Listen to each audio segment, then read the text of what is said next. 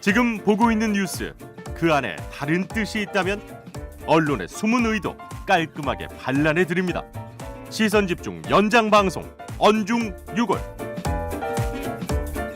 네, 매주 월요일 아침 함께해 주시는 두 분을 소개해드려야 되는데요. 먼저 MBC의 이지성 기자 소개해드리겠습니다. 어서 오세요. 네, 안녕하세요. 네, 한 주 잘 보내셨죠? 네. 그다음에 그 파트너가 헬마우스 임경빈 작가인데요. 개인 사정으로 오늘은 자리를 비우셨고요. 그래서 이분에게 긴급 SOS를 쳤습니다. 미디어 오늘의 조준혁 기자 아주 특별히 모셨습니다. 어서 오세요. 네, 안녕하십니까. 조준혁입니다. 반갑습니다. 네, 반갑습니다. 네, 라디오는 어떻게 좀 가끔 출연하셨습니까? 라디오는 처음입니다. 유튜브는 몇 번 나갔었는데 예. 라디오는 처음입니다. 뭐 전혀 떨지도 않으시고. 목소리 너무 좋으신데요. 그러니까요. 예. 아침에 박하사탕을 많이 먹고 왔습니다. 농도 치시고. 바로 그냥 적응 완료인데요. 아무튼 오늘 활약 좀 기대를 하겠습니다. 예, 알겠습니다. 자, 오늘 이야기를 보따리를 풀어야 되는데 역시 지금 뭐 거의 이제 그 폭탄급 의제가 터지지 않았습니까? 네. 이른바 고발 사주 의혹 사건이 터졌는데 뭐 저희 이제 언론 비평 코너이니까 언론이 이걸 이제 어떻게 보도하고 있는가? 요거 좀 체크를 해봤으면 좋겠는데 우리 조준혁 기자가 좀 일단 한번 좀 일배를 해주신다면. 예, 일단은 뉴스버스에서 첫 보도가 나온 이후에도 각 언론들이 받아쓰기를 하면서도 서로 다른 논조를 명백하게 띠고 있는 상황입니다. 확 갈리던데요. 예, 확 다르게 띄고 있고 대다수 특히 이제 가장 인상 깊었던 게 2일 날 첫 보도가 나오고 3일 금요일 날 이제 조간 신문들이 관련 신문을 다 실었는데요. 흔히 우리가 얘기하는 조중동만 빼고 모든 매체들이 일면에 관련 소식을 담았었습니다. 조중동 일면에 안 실었었나요? 예, 조중동은 관련 내용을 조선일보는 5면, 중앙일보는 3면, 그리고 동아일보는 6면에 해당 기사를 실었었고요. 예. 논조 역시도 이제 큰 차이가 있었는데 예를 들어서 한겨레 신문이나 경향신문 같은 경우에는 고발 사주 의혹 자체에 대한 비판적인 시각이 핵심이었다면 조중동은 이제 논란이 의혹이 제기됐고 그거에 대한 입장이 어떠한 것인지에 초점을 두는 식으로 보도가 이어졌고요. 중앙일보 같은 경우에 특히 형사 고발이 실제로 이루어지지 않았다라는 거를 계속 강조했고 지금도 강조하고 있습니다. 고발 사주는 됐지만 네네. 고발까지는 안 갔다. 네, 이걸 거기에 강조했다는 방점을 거죠. 두고 있습니다. 그래요. 근데 오늘 아침에도 제가 조간을 보니까 예를 들어서 이제 한겨레 같은 경우는 이제 독자 취재를 통해서 새로 발굴한 어떤 것은 뭐니까 대서특필을 했더라고요. 네. 경향 같은 경우는 상당히 여러 가지 어떤 꼭지로 나눠갖고 자세히 보도를 했는데 조중동은 또 후진 배치를 했더라고요. 예, 관련 기사. 맞습니다. 중앙일보 같은 경우는 그 기사 보셨어요? 네, 상당히 눈길 끄던데 칼로 잰 듯한 중립. 보셨죠, 조준혁? 예, 봤습니다. 오늘 아침에 제 아까 표현이 체크- 적절한 표현 맞죠? 그렇죠. 예, 그나마 칼로 잰 듯한 중립은 나은 거고요. 그러니까 후면 배치를 한다 하더라도 어쨌든 제목도 중요하잖아요. 굵은 글씨로 어떻게 어떤 걸 제목을 뽑았는지. 뭐 조선일보, 동아일보 같은 경우는 첫 보도부터, 그러니까 2일에 뉴스버스 보도가 나오고 3일 주간에 실은 첫 보도부터 윤석열 후보의 주장을 제목으로 뽑았죠. 그랬나요? 그러니까 이 사안에 대한 의혹 제기에 대한 설명이 있고 다른 꼭지로 주장을 담은 게 아니라 아예 한 꼭지밖에 안 썼는데 그거의 제목이 윤석열 후보의 주장이었죠. 근데 오늘 조선일보 사면 기사 제목이 윤석열 고발 의혹 최초 제보자 누구였나 논란. 네. 이 제목이 이렇게 됐는데 이걸 논란으로 뽑을 게 아닌 게 이미 지난주에 이진동 발행인은 국민의힘 사람이라고 밝혔고 그렇죠. 조금 전에 뉴스버스 이제 그 기사를 작성했던 전혁수 기자도 국민의힘 인사라고 확인을 해줬는데 논란으로 뽑는 게 맞나요? 그러니까 이게 저도 윤석열 캠프 쪽에 주말에 좀 통화를 여러 명한테 하고 좀 방송을 나오기 위해서 준비를 했었는데요.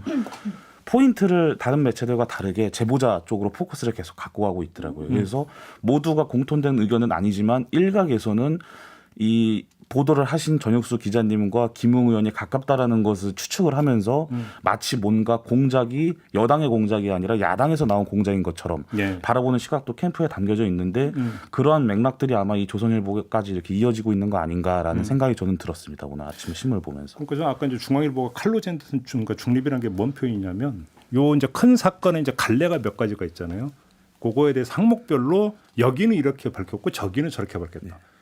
저는 그런 게 참 오랜만에 봤어요. 네, 중앙일보에서 보는 오랜만에 보는 소식이었습니다. 그죠. 칼로 잰 듯한 중립. 네, 그게 딱. 근데 어찌 본다면 칼로 잰 듯한 중립이라고 하는 제가 이렇게 표현을 하긴 했습니다만 그런 어떤 이 기사에 고민이 묻어 있다고도 좀 읽을 수 있는 여지가 있는 거 아닐까요? 오히려 거꾸로? 이 논조를 어떻게 갖고 갈 것인지에 대한 고민이 조중동에 계속 아까도 말씀드렸던 것처럼 처음에 중앙일보가 보도했을 때는 그 고발이 되지 않았다는 것 자체 포커스를 둔 것처럼 이거를 논란을 파헤칠 것이냐 안 파헤칠 것이냐 또 어떠한 논조로 보도를 이끌고 갈 것인가에 대한 고민이 지금 계속 그 후면 배치와 이런 제목들로 담겨져 있다고 볼 수 있겠죠. 그렇죠. 근데 오늘 이제 이야기를 해야 되는 이제 가장 기조이자 전제는 이거겠죠. 자, 의혹이 불거졌어요. 그러니까 아무튼 이제 같은 언론 진영 안에서 뭐 경쟁 언론이라고 하든 뭐를 하든 다른 매체에서 보도를 했어요. 근데 보도 내용이 사실이라고 가정을 한다면 이건 어마어마하게 큰 건이에요. 그런데 다른 언론이 먼저 보도를 했다. 네. 그러면 그러니까 그러면 나머지 언론은 어떻게 그러면 이거 보도 태도를 견제할 것이냐? 어쩌면 이 원칙부터 사실은 이야기가 돼야 되는 거잖아요. 네. 그잖아요. 네. 그러면 경쟁 언론을 우선시할 거냐? 보도의 사안을 우선시할 거냐? 이건 이미 답이 나와 있는 거 아닌가요, 사실은 따지고 보면. 사실 언론인으로서 다른 매체에서 굉장히 중요한 사안이 터졌을 때 그걸 있는 그대로 받기가 힘든 부분들이 사실 있긴 있어요. 좀 존심이 상하는 겁니다. 아니 자존심의 문제가 아닙니다. 자존심의 문제라든가 아니면 정치적 농조의 문제가 아니고요. 일단 증거 확보를 기자 스스로 하지 못한 경우에. 그러니까 다시 말해서 그러니까 타 언론의 보도를 인용하기도 이제 확신이 있느냐 없느냐 이 문제인 그렇죠. 거죠. 그렇죠. 타 언론에서는 증거를 가지고 보도를 했을 텐데 그거를 보통은 제공을 받을 수 있으면 내 눈으로 확인을 하고 정말 이건 의혹을 제기할 만하네라고 확신이 들면 크게 보도를 할 수 있는데 또 이 단독을 한 매체에서도 이 자신들이 확보한 단독 증거들을 다른 언론사한테 공유하기도 애매할 것이고 다른 언론사들은 공유받지 못한 상태에서 내 눈으로 확인하지 못한 의혹을 크게 제기해도 되는가라는 고민을 할 수밖에 없는 지점은 있습니다. 하지만 그럼에도 불구하고 이게 전직 검찰총장의 얘기만이어도 굉장히 큰 사안인데 심지어 지금 현직이 아니라 현재 가장 강력한 대선 후보의 의혹인 거잖아요. 이런 상황에서 어느 정도 뉴스버스에서 뭐 캡처된 이미지라든가 이런 것들을 공개했기 때문에 이건 안 받을 수가 없는 사안이고 크게 다루지 않을 수 없는 사안이는 분명한데 이걸 애써 축소하려는 모습을 보이는 보수 언론들의 모습이 관찰이 되고 있죠. 그리고 이제 조중동 같은 경우에는 또 취재 인력 자체가 다른 매체들하고 비교가 안 될 정도로 우수하다고도 볼 수 있는데 이 이어져 오는 맥락을 보면은 예전에 이준석 대표가 윤석열 총장을 마치 빗대는 듯한 이야기를 하면서 곧 정리될 거다라고 얘기했던 발언도 있었거든요. 그러면 이런 것들을 다 인지하고 있었는지 안 하고 있었는지도 조중동이라면 취재가 충분히 가능한 내용일 거라고 좀 보고 있거든요. 그래서 어떤 유튜버들은 요거를 벌써 자체적으로 취재를 하고 있는데 이게 개연성이 있는지 아닌지를 이런 것들을 애써 지금 눈 감고 있는 거 아닌가 이렇게 좀 보여집니다. 그리고 한 가지만 더 말씀드리고 싶은 게 이 사안에 대한 의혹 제기는 그래요. 뭐 크게 보도할래야 할 수 없는 그런 사정이 있을 수 있습니다. 그런데 정치권에서 이미 여야의 반응들이 나오고 있고 이 기사에 등장한 인물들의 발언들이 많이 나왔단 말이에요. 2일 당일날. 핵심은 그러면 그거는 증거가 있건 없건 쓸 수 있는 기사의 요건이 다 갖춰져 있습니다. 그렇죠. 게다가 이 국민의당에서 뭐 정정심, 김웅, 그다음에 검찰 손준성 검사 등 여러 명의 등장 인물들이 있는데 이 사람들의 워딩이 일관되지가 않았어요. 저는 보면서 이 일관되지 않은 것도 한 꼭지가 나올 수 있는 기사고. 또 김웅 검사 한 명만 두고 봐도 처음에 밝혔던 내용과 기자회견의 내용과 조금씩 다 결이 달라집니다. 이것도 하나의 꼭지가 될 수 있고 그러니까 드러나 있는 사실만 가지고도 여러 꼭지를 쓸 수 있는 제가 담당 기자라면 나오는 게 눈에 뻔한데 별로 기사화가 되지 않더라고요. 그러니까 이제 그 뉴스버스 최초 보도로 보면 이제 고발장 이제 그 첫 페이지 이게 이제 사진으로 실렸는데 사실은 그거는 그 수기가 아니라 그러니까 입력한 거잖아요. 네. 그렇기 때문에 그 자체가 결정적 물증이라고 볼 수 없고 그건 누구나 할 수 있는 것이기 때문에 먼저 손준성 보냄이라고 하는 게 일부 공개된 게 있지만 사실은 그거보다 더 중요했던 것은 바로 당일에 김웅 의원의 해명이 사실은 석연치 않았던 부분들. 사실은 여기서부터 이게 이제 폭발이 됐던 거잖아요. 이렇게 놓고 본다면 언론의 그간의 보도 관행이라든지 어떤 그 이 사안을 따라가는 어떤 그 접근법 이런 것들을 놓고 본다면 이거는 뭔가 있다. 이른바 이게 발동이 되고도 남을 그럴 사안인데 그러지 않았다라는 것은 간단히 얘기하면 보도 의지의 문제. 그럼 이렇게 봐야 되는 거 아닌가요? 그렇죠. 이 눈길 끌었던 보도가 또 YTN 같은 경우에는 저녁 메인 뉴스에서 그 고발장에 이름이 실린 황희석 이제 열린민주당 네. 최고위원을 불러서 인터뷰까지 진행을 하거든요. 그러면서 거의 10분 가까이 관련 보도를 이어가고 있는데 메인 뉴스에서 굳이 이 야당 쪽, 국민의힘 쪽 취재가 안 된다라면 이렇게 이해 당사자라고 볼 수 있는 이들의 이야기를 들어보는 것도 하나의 좋은 기사가 될 수 있을 텐데 그런 시도도 지금 전혀 있지 않은 상태죠. 아니 그러니까 100번 양보해서 우리가 이제 그 언론의 어떤 그 보도 관행을 지적하는 것 중에 속보 경쟁에 빠져가지고 팩트 체크 제대로 안 하고 그러니까 네. 뭐 마구잡이로 보도한다 이런 게 있죠. 그렇기 때문에 꼭 이게 실시간으로 받아야 된다고 저는 그렇게 보지 않거든요. 충분히 이제 또 확인을 거쳐서 하는 게 오히려 더 성숙된 보도 태도일 수도 있을 것 같은데 그 다음 날 가서 또 뭐가 달라졌느냐. 사실 이게 더 초점일 수가 있는 거죠. 맞아요. 그잖아요. 그래서 신문은 아니고 방송 같은 경우는 당일날 터졌기 때문에 이거 지금 판단하기는 아직은 이르다. 그래서 약간 소극적으로 보도할 수 있다고 생각을 해요. 저는 당일 같은 경우는 방송은. 그렇지만 그 다음날 되면 얘기가 좀 달라지는 거 아닙니까? MBC의 예를 들면 사실 MBC 기자들도 지금 고발의 어떤 그 사주의 대상자에 포함이 됐기 때문에 맞아요. 저희가 KBS나 SBS보다 더 많이 보도할 수밖에 없었던 사정도 있지만 그럼에도 불구하고 제가 알기로는 저희 MBC 안에서도 이걸 받아야 되는지 말아야 되는지 우리가 받아 쓸 만한 기사인지 확인이 될 수 있는 건 어느 정도까지 확인될 수 있는지를 굉장히 많이 고민하고 기자들을 쫙 풀어가지고 최대한 확인하라고 했던 걸로 알고 있고요. 예. 실제 이진동 기자와 연락이 닿아서 우리 그 증거를 받을 수 있느냐 우리가 확인하고 기사 써야겠다. 라고 전달을 했는데 뭐 우리가 후속 보도가 있어서 뭐 공유해줄 수 없지만 뭐 믿을 만한 자료다라는 말을 듣고 기사화, 그러니까 그날 뉴스데스크 보도를 결정했다고 들었습니다. 당일날 아마 이제 뉴스데스크에서는 이제 4꼭지 정도가 네. 나온 걸로 제가 알고 있고요. SBS랑 KBS는 이제 2꼭지가 나왔는데 그것도 단순하게 뉴스버스에서 이런 보도가 있었다라는 거 한 꼭지, 나머지는 이제 입장, 여야에서 나왔던 입장 한 꼭지 이제 이런 식으로만 이제 처리가 됐었죠. 예. 자, 그리고 이제 주말을 지나고 이제 오늘에 왔는데 오늘 와서도 보면은 그래서 이제 아까 얘기했던 조중동의 이제 보도 태도로 이제 제가 이제 전해드렸는데 제목만보다도 제보자 논란으로 뽑은 조선일보라든지 중앙일보의 칼로 잰 듯한 중립 뭐 이런 것들을 보면서 적극적으로 이거는 만약에 사실로 확인되면 사안이 엄중하기 때문에 뭐 역량을 그러니까 집중해서 취재에 들어간다. 뭐 이런 지금 결과물이라고 보기는 좀 힘든 것 같아요. 네. 일단 김웅 검사가 얘기했던 좀 변화된 얘기 중에 하나, 그러니까 뒷부분에 나왔던 얘기 중에 하나가 이 증거의 출처를 문제 삼은 발언들이 있었거든요. 혹시 이게 손춘성 검사, 그러니까 수사정책조사 수사정보정책관실을 예. 법무부가 압수수색할 때 나온 자료가 흘러나간 거 아니냐? 그렇다면 이거는 부당한 절차를 통해 입수한 증거물이고 그렇다면 이건 무효다 이런 주장을 펼쳐 나가려는 초식을 또 보였었죠. 그러다가 이제 뭐 국민의힘 얘기 나오고 했었는데 그랬더니 또 이제 그 MBC의 검언유착 보도 당시에 했던 초식 제보자를 문제 삼는 것. 그렇죠. 네. 그걸로 여론을 끌어가려고 하는 방향 전환이 또 엿보였죠. 그렇죠. 근데 뭐 사실 첫 번째 부분 같은 경우는 이제 가장 결정적인 어떤 손준성 보냄 이 5글자가 사실은 결정적이었던 거기 때문에 이거는 이제 메시전상에 이제 표기가 되는 거니까 사실은 그 뭐 컴퓨터 이런 것들하고는 뭐 어떤 직접 연관되는 부분은 아닌데 윤석열 그 캠프는 자체가 그것도 조작이라고 주장을 하니까 논점을 흐려버리는 거죠. 네, 네. 그러니까 그 자체가.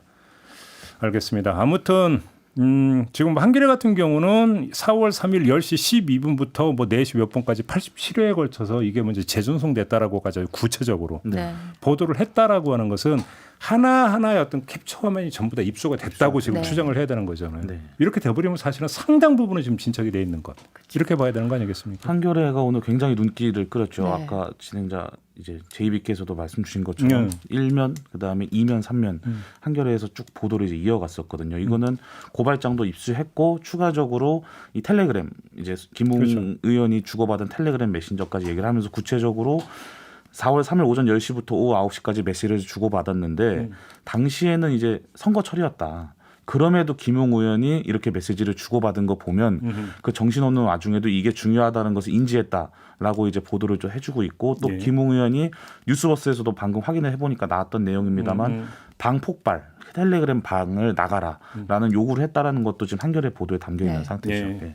그러니까 뭐냐면 이제 본인은 폭파했는데 본인 창만 폭파해버리고 네. 상대 창은 폭발을 안 해버려서 네. 그게 이제 상대의 어떤 핸드폰에 계속 남아 있었던 게 텔레그램은요 사용해 보셨나요? 수사한 거죠. 내가 지우면 상대방도 같이 지울 수 있습니다. 그게 이제 뭐냐면 내 창만 지우는 기능이 있고 그렇죠. 상대방 창까지 한꺼번에 지우는 그렇죠. 이제 그럼 이제 지정을 해서 해야 되는데 네. 김웅 의원은 지금 아까 뉴스버스 기자도 이제 추정하는 게 본인 방만 지워버린 것 같다. 폭파한 것 같다. 아니면 지우기 전에 이미 캡처를 해놨을 수 있죠. 그랬을 수도 있겠고. 아무튼 근데 이제 그걸 갖고 있다면 사실 이게 이제 하나의 강력한 물증이 될 수 있다. 네. 이렇게 되면 이제 이거에 대해서 이제 다른 언론들 특히 조중동은 어떻게 평가하고 내일 또 보도에 어떻게 반영할 거냐. 네. 이게 이제 사실은 체크 포인트라고 봐야 되는 거겠죠. 또 조중동이 이렇게 보도를 이끌어가다 보니까 국민일보, 세계일보 같은 약간 보수 보수 성향의 성향을 언론들. 가진 매체들도 쫓아가는 보도를 하고 있거든요. 지금 보시면 오늘만 하더라도 한겨레는 아까 말씀드렸고 경향은 이제 오면 한 면을 전부 털어서 관련 의혹을 제기하고 또 윤석열 후보가 공정경선 서약시 이후에 관련 질문을 하는 기자들의 백브리핑도 받지 않았다라는 것을 이제 명백히 해주고 있거든요. 그런데 국민일보는 이제 한 면의 의혹을 다루긴 하는데 김웅 의원에게만 포커스를 맞추고 있습니다. 그다음에 세계일보 같은 경우에도 오면 상단에 관련 기사 시킨 했는데 김웅 의원의 해명에 문제가 있다라는 뉘앙스로 지금 보도를 했습니다. 그러게요. 첫날 보도에서는 국민이나 세계 같은 경우는 뭐 경향이랑 아주 크게 다르지 않은 논조를 보였었는데 그렇죠. 네. 정말 그 다음 날부터 기가 막히게 논조가 조중동의 쪽으로 바뀌더라고요. 그러니까 결국은 체크 포인트는 그냥 까놓고 얘기하면 이런 거잖아요. 그러니까 야권의 가장 유력한 대선 후보. 그다음에 그 대선 후보에게 만약에 이대로 간다면 엄청나게 불리한 사안이 터져버린 건데 그러면 이거에 대해서 사안 그 자체를 바라보면서 이제 보도를 하느냐 아니면 특정 후보에게 유불리 이 관점을 우선시하면서 보도를 조율하냐 결국 이 문제 아니겠어요. 간단히 이야기를 하면. 그렇죠. 그러니까 이제 결국은 조중동의 보도 태도로 보면은 그러니까 뭐 첫날 같은 경우는 그래도 신중해야 된다라고는 명분이 나올 수 있을지 모르겠지만 그 뒤가 된다면 특히 오늘 한겨레에서 이제 이렇게까지 보도를 했는데도 만약에 내일도 만약에 이런 식으로 나온다면 그거는 이제 다르게 판단을 해야 되는 그런 문제가 되겠죠. 오늘 뭐 방송사 전용 메인 뉴스와 내일 주간 신문들 예. 기대가 되는 일입니다. 그러게요. 일단 그렇게 정리를 하고 좀 두 번째 뉴스로 넘어갔으면 좋겠는데요. 이거 무슨 얘기? 황당한 얘기가 하나 있던데 뭐예요, 이 얘기가? 예, 두 번째 소식은 이제 주진영 열린민주당 최고위원 관련된 소식인데요. 네. 주진영 최고위원이 지난 3일에 이제 자신의 페이스북에 하나 이제 포스팅을 합니다. 그러면서 내외 신문이라는 곳에서 네. 내 페이스북 글을 그대로 인용하고 있다, 옮겨가고 있다 전문을. 근데 오. 이거를 나에게 사전에 뭐 긁어가겠다, 혹은 뭐 칼럼식으로 인용하겠습니다라는 이야기가 없었다라고 이야기를 했고요. 추후에 주 최고가 또 포스팅을 하는데 거기에 이제 5건. 을 확인했다면서 법적 대응에 나서겠다고 추가로 밝힌 상황입니다.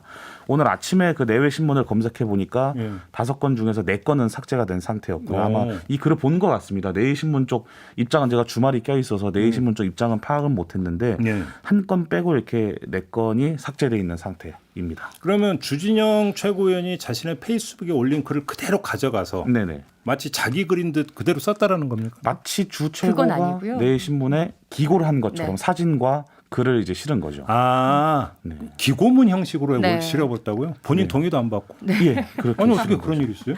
그러니까요. 뭐 주진형의 무엇 이렇게 칼럼 제목까지 있는 양 쓴 것도 있고 네네. 오피니언란에 그냥 갖다 실은 것도 있더라고요. 이게 제가 최근에도 이와 비슷한 일이 한 번 있었는데요. 예. 그 최보식의 언론이라는 곳이 있습니다. 지금 조선일보에서 나오신 분이 만드시는 곳이죠. 퇴사했나요, 그분? 예, 퇴사하신 걸로 저도 알고 있는데 그래서 온라인 매체를 만들고 계시는데 거기에 이제 정주식 직설 편집장의 페이스북 글이 또 전문이 실린 적이 있습니다. 그러면서 마치 이제 정주식 편집장이 기고를 한 것처럼 하면서 바이라인도 강호 논객 정주식 이렇게 최보식의 언론에서 한번 실었던 적이 있거든요. 그래서 당시에 정주식 편집장이 문제 제기를 페이스북에 했더니 그 최보식의 언론 측에서 그럼 미안하다 우리가 내리겠다 하면서 한번 삭제됐던 적이 있었거든요. 그러면 최보식의 언론은 왜 이런 식으로 이 기사를 싣느냐라고 제가 한번 물어봤었을 때 대다수가 좋아해 준다는 거예요. 자기네 언론의 페이스북 글을 인용을 해갖고 실어줬더니 좋아하더라. 실어준 게 어딘데 이런 논리네요. 그런 거. 약간 그런 뉘앙스죠. 예, 그러면서 다만 우리가 아침에 송고를 해야 되다 보니 사전에 동의를 못 구하는 경우도 있다. 그래서 일단 올리고 연락을 한다. 근데 올리고 연락을 했을 때 그쪽에서 싫어하는 뉘앙스가 있으면 우린 내려준다. 이거는 말 그대로 도용이잖아요. 도용. 그렇죠. 그렇죠. 그죠. 그런 상황이죠. 아니 어떻게 이런 일이 있죠? 제가 저작권법을 찾아봤는데요. 네. 이 저작권에는 이제 저작 재산권과 저작 인격권이 있는데, 그러니까 뭐 복잡해. 뭐 배포권, 네. 뭐 복제권, 성명 표시권 등등이 있어요. 이걸 얘기하려는 건 아니고, 자 이제 저작권은 친고죄라고 많이들 알고 있거든요. 그러니까 침해를 당한 사람이 고소를 해야 처벌할 수 있는. 근데 이 내외신문 같은 경우는요. 친고죄가 아니라 그냥 고소가 들어가지 않아도 처벌할 수 있는 요건에 해당이 되더라고요. 왜요? 왜냐하면 영리 목적 혹은 상습 침해는 그냥 처벌이 가능하도록 조항이 되어 있습니다. 반복적으로 근데 나타났으니까. 주진형 씨의 글만 5건이 반복이 됐고 또 이거는 영리 목적이 분명한 게 사실 모든 저작물에는 저작권이 있잖아요. 근데 그럼에도 불구하고 사용이 인정되는 경우가 있어요. 그게 뭐 보도라든가 비평, 교육, 연구를 위한 정당한 범위 안에서 공정하게 쓰였을 때는 쓸 수 있는데 이거 같은 경우는 그러니까 보도 안에 주진영 씨가 페이스북에 쓴 글을 인용을 한 형식이 아니라 아예 주진영 씨가 기고를 한 것처럼 했기 때문에 여기에 해당되지 않고요. 이거는 그 회사의 내외신문의 클릭과 네. 어떤 상업적, 영리적 목적으로 쓰였기 때문에 그냥 처벌 가능한 아니, 사안입니다. 그러니까 제가 과거 이제 제가 이제 팟캐스트라면 이제 팟캐스트 원고를 정리를 해서 이제 제가 이제 그 블로그 홈페이지에 올린 적이 있어요. 네. 그래서 이제 모 언론사가 연락해서 이제 그거를 갖다 쓰고 싶다. 그래서 쓰셔라. 다만 이제 정확히 출처 밝히고 해서 이제 아니 이제 고정란으로 이제 그 정기적으로 계속 이제 그 올라갔는데 이게 여차저차해서 어디서 나온 겁니다. 다 밝히고 이렇게 올라갔거든요. 그렇게 가야 되는 거잖아요. 이게. 그렇죠. 본인의 사전- 동의를 얻거나 아니 왜 동의를 안 받았을까? 동의를 그러니까 구하는 절차를 밟으면 혹시 거절당할까 봐 그랬나요? 왜 그랬다고 봐야 돼요? 이해가 안 되네요. 그거는. 정말 이해가 안 되더라고요. 내외신문이 그래도 출입처 등록도 돼서 꽤 기자들도 주요 출입처에 나오는 언론사인데. 그렇죠. 뭐 제가 그런 경우는 여러 번 겪어본 적이 있어요. 이제 기자가 전화해서 아 이러이러한 사안 어떻게 보시냐. 그래서 뭐 이제 제 나름대로 이렇게 본다 하면 알겠다고 끊고 네네. 인용도 아니고 이제 자기 생각처럼 쓰는 경우는 종종 봤어요. 왜곡되는. 예. 그런 건 저도 겪어본 적이 있는데 그냥 뭐 그러려냐고 넘어가는데 네네. 이건 아예 그러니까 기고문 형식으로 지금 형식까지도 그렇게 해버렸다는 거죠. 그렇죠. 그래서 이지선 기자님이 말씀 주신 것처럼 이게 2019년도 연합뉴스 기사에도 보면은 이런 식으로 이제 불법적으로 무단으로 전제를 했을 경우에는 충분히 규정에 따라 이제 처벌될 수 있는 사안으로 판단을 하고 있더라고요. 저작권위원회 차원에서도. 예. 그 하나 헷갈리시면 안 되는 게 이제 내외 경제가 이 시선 집중 같은 경우는 이제 보시는 분들이 많다 보니까 이 JB 동년배 분들 입장에서는 내외 경제 신문이랑 헷갈리실 수도 있거든요. 옛날에 내외 경제 신문은 그게 지금 헤럴드 경제로 바뀐 상태고 다른 회사죠. 예, 요거는 이제 2008년에 새롭게 이제 등장한 타블로이드 형식의 내외 신문. 내외 신문입니다. 네, 다른 언론 이런 거 좀 알겠고요. 뭐 더 이야기할 것도 없는데 마지막 이야기로 넘어가죠. 요거 마지막 이야기 좀 약간 황당한 이야기인데. 예, 이 이야기도 좀 당황스러우실 수도 있는데요. 현직 언론사 대표가 한 국민의힘 대선 주자의 대변인이 된 소식입니다. 그 이제 주인공은 박창주 전 육군 대장이고요. 지금 국민의힘 컷오프 통과해서 아마 12인에 들어가 있는 걸로 알고 있는데 이 선거 캠프의 현직 언론사 대표와 회장이 대변인단으로 지금 합류를 했습니다. 어느 언론사예요? 그 이제 충청도를 기반으로 하고 있는 STN 방송, 방송이에요. 예, STN 방송 그리고 스타트 뉴스 온라인 매체 스타트 뉴스 아, 그 같이 두 개 이제 두 개를 매체를 경영하는 같은 거죠. 대표가 같이 경영하는 하고 있는 상태죠. 그래서 수석 대변인에는 김은자 STN 방송 회장, 그다음 대변인에는 양혜석 STN 방송 대표가 임명된 상태입니다. 아니 어떻게 대놓고 그럴 수가 있어요? 그래서 현직 언론인이. 예, 그래서 요거를 이제 저희 미디어 오늘의 다른 기자가 취재를 해서 입장을 물어봤었다고 합니다. 예. 조금 허심탄회한 이야기가 나온 거기도 한데 어차피 8인 안에도 못 들어가는데 우리가 도와주고 있는 거다. 박찬주 대장이? 박찬주 대장을 돕고 있는 대변인단에서 나온 입장이. 박찬주 대장이 어차피 8명 그러니까 컷오프 통과 못한다. 그렇죠. 예. 그래서 좀 도와주고 있는 거다. 양해를 좀 해달라. 이런 식으로 좀 이해가 있었고요. 그다음에 그 박찬주 대장은 이제 미디어 오늘 기자랑 통화를 하는 과정에서 처음에는 인지하지 못했는데 선관위에 문의를 했더니 위법 사항은 아니라 하더라. 위법이 아니래요? 그렇게 뭐 받았다고 입장을 밝히더라고요. 그러면서 미디어 오늘 기사가 나가고 난 이후에 그 잘못됐다라는 것을 인지했다라고 얘기는 했는데 대변인단 임명 철회는 없는 상태입니다. 아직까지. 아니, 그러니까 그 헌법재판소 아마 그 판결이 나온 적이 있을 거예요. 언론인도 특정 후보 지지 표명을 하는 것. 네네네. 이거는 저기 뭐냐면 그 법률 위반이 아니다라는 판결이 나온 거는 그러니까 제가 기억을 하거든요. 예전에 그 낙곰수 그렇죠. 네, 말씀하신. 근데 것 이거는 같아요. 지금 특정 후보를 지지한다 만다가 아니라 아예 캠프 지금 그렇죠. 수석 대변인이고 대변인을 맡은 거잖아요. 그렇죠. 이 STN 방송이 한 10여 년 동안 충청도를 기반으로 한 지역 방송사였는데 네. 지금 케이블 TV의 채널을 받아서 전국에 방송되는 채널로 바뀌었어요. 작년에. PP군요, 그러니까. 그렇죠. PP죠. 그러니까 뭐 그 방송 자체가 유명한 방송사는 아니어도 어쨌든 전국에 뭐 케이블과 IPTV망이 깔린 곳에서 다 볼 수 있는 전국에서 볼 수 있는 방송이라는 거죠. 예. 그리고 실제로 들어가 보니까 이 스타트뉴스라는 인터넷 매체나 이 STN 방송이나 박찬주 소장의 동향 이런 맞습니다. 것들을 일일이 다 올려놨더라고요. 마치 개인 어떤 블로그 마냥. 특별한 인연이 있나 보죠, 그러면? 그 예전에 이 회장일 겁니다. STN 방송의 회장이 당협위원장을 이제 신청을 했던 걸로 지금 확인이 되고 있거든요. 지금 국민의힘에. 예, 그래서 그때부터 박찬주 대장과 연을 맺어서 이렇게 좀 이어져 오고 있는 걸로 일단 체크가 되고 있습니다. 그 미디어 오늘이 쓴 기사 저도 봤는데요. 아, 네네. 거기서 이 김은자 회장이 이제 했던 해명 중에 하나 재밌는 게 있는데 우리 회사가 이른바 이거는 제 워딩이에요. 그렇게 기사가 나온 건 아니고 이른바 듣보잡이다. 우리 회사가 영향력이 없는 매체다. 근데 뭐 이런 것까지 그러니까 근데 이런 들여다보십니까? 것까지 그렇게 뭐라고 건가요? 하느냐라는 거를 그 회사 회장이 얘기를 하고 있더라고요. 아니, 회장님이 자기 회사를 그렇게 얘기하면 어떡해. 근데 제가 조선일보가 작년 7월에 관련 기사를 쓴 게 있는데 예. 여기 보면은 STN이 지난 총선 때 개최한 논산, 금산, 계룡 선거구 후보자 초청 토론회는 5천여 가구가 시청을 했다. 오. 근데 그 지역에서 어쨌든 박찬주가 그 지역에 기반을 두고 좀 정치 활동을 시작을 했잖아요. 네. 근데 그 지역에 5천여 가구가 시청을 할 만한 하고 있는 매체라면 이거는 선거에 영향을 준다고 봐야 되는 거죠. 그럼요. 아무리 작은 매체라 해도. 네. 이걸 왜 선관위와 문제 없다고 했는지도 이해가 좀 되지 않고 그렇죠. 지금도 문제를 인지하고 뭐 하겠다라고 하는 박찬주 얘기가 있었음에도 불구하고 여전히 대변인직을 수행하고 있는 것도 이해가 안 되고요. 맞습니다.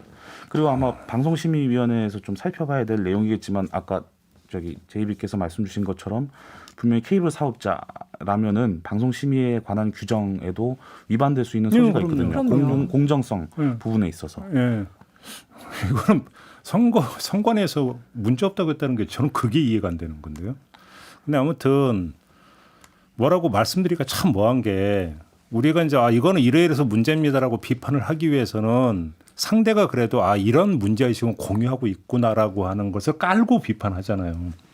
근데 지금 저분들 같은 경우는 그냥 아예 대놓고 하고 계신 분들이잖아요. 지금 내외 신분과 지금 STN 방송의 사례는 정말 어떻게 설명을 할 수가 없는 비평을 하려고 해도 이건 제가 볼 때 논리적으로 접근에 네. 들어가봤자 별로 의미가 없을 것 같은데요. 그렇지 않나요? 그 실제로 페이스북도 보면은 언론사들이 취사 선택을 하는 경우도 있고 모든 기사를 올리는 경우도 있는데 STN 방송 페이스북은 전체가 박찬주 대장으로 지금 최신 것들이 다 그렇게 도배가 돼 있는 상태입니다. 예. 근데 왜 어떻게 이렇게 황당한 일이 벌어지느냐. 결국은 너무 언론의 진입 장벽은 낮은데 퇴출 장벽이 높기 때문에 제가 늘상 얘기했던 거지만 정말 수천 개가 뭐예요. 더 많은 인터넷 매체들이 있지 않습니까? 우리가 알 수 없는 매체들도 많고 왜냐면 그냥 뭐 자본금 조금 있고 네네. 대표자 한 명만 있으면 만들 수 있는 게 언론사가 돼버렸으니까 그렇죠. 그러니까 베껴쓰기 기사를 하고 도용을 하고 해도 이게 친고죄라고 생각해서 뭐 고소가 들어가지 않으면 처벌도 받지 않고 이게 적발되더라도 언론사 퇴출되는 어떤 강력한 시스템이 작동되지 않고 있으니까 이런 일이 반복되는 것 같거든요. 그러니까 이제 과거의 경험으로 보면은 어떤 지역의 어떤 뭐 토호나 어떤 뭐 지역의 요지나 이런 사람이 정치의 꿈을 갖고 있는 사람이 그 지역에서 언론 매체를 만들어 가지고 어떤 자신의 어떤 정치적 어떤 뭐 스피커나 입지 다지기용으로 이제 활용을 하고 그래서 뭐 정계에 진출하고 이런 경우는 이제 과거 이제 그 종종 목격하는 어떤 그런 장면이었는데 이건 지금 그거하고도 결이 다른 네. 거거든요. 그잖아요. 그렇죠. 그리고 또 이 케이블 같은 경우에는 이 같은 전파면서도 아마 허가제가 아니라 신고제 형식으로 돼 있어서 조금 더 진입 장벽이 낮다 보니까 네. 이제 신고제인가요, PP가? 케이블은 제가 듣기로는 제가 파악하기로는 신고제인 걸로 알고 있습니다. 예. 그래요?